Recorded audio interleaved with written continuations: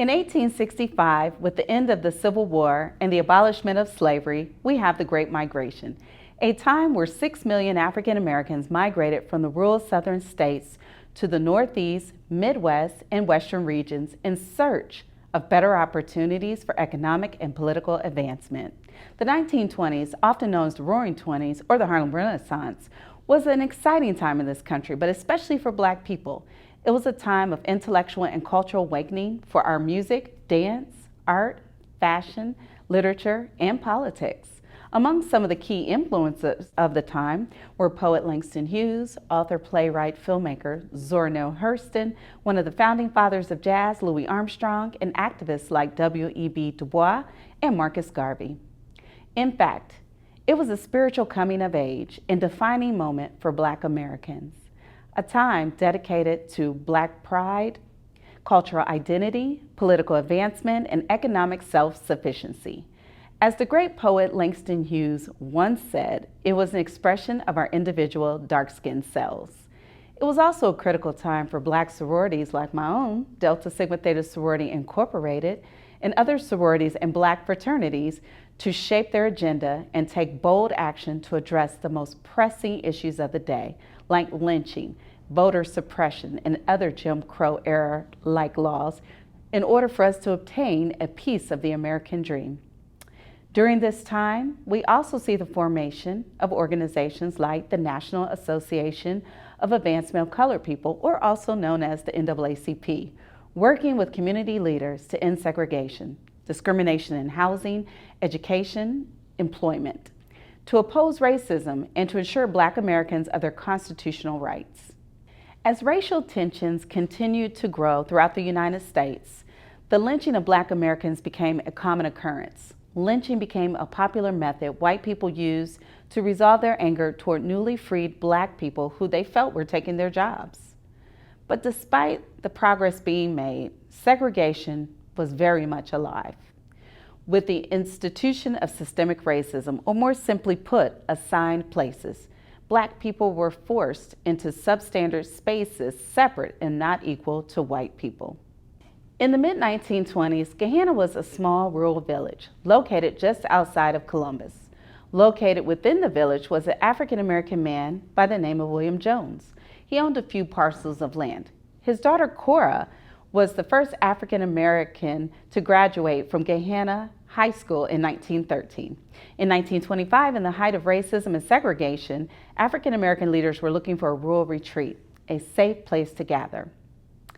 In response to these needs, the Rocky Fork Outing Club was formed, and from that evolved the Big Walnut Country Club. The articles of incorporation for this new club were signed by its founders, Nimrod Allen, Charles E. Jones, Elijah Calloway, John Bowles, Leroy Goodman, William Method, William Woodland, and R. Milton Tibbet. All of these men were accomplished in their own careers as doctors, dentists, and leaders within their own community. Many of them were active in the church, the Spring Street YMCA, the Columbus Urban League, and all but one of the founders were members of Alpha Phi Alpha Fraternity Incorporated, the first Black Greek letter fraternity established for African American men in 1906 on the campus of Cornell University. Over the next 40 years, the club flourished. The Big Walnut Country Club became a premier place for many prominent African Americans to network, socialize, meet, and discuss the critical issues of the day.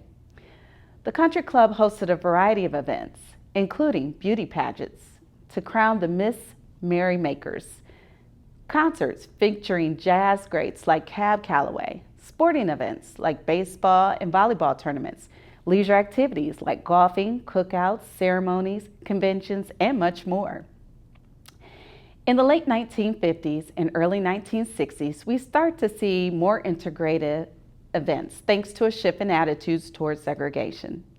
The Loving Act of 1967 allowed my Black mother and white Jewish father to marry in 1970, and I'm proud to say that they're still together and recently celebrated their 51st wedding anniversary.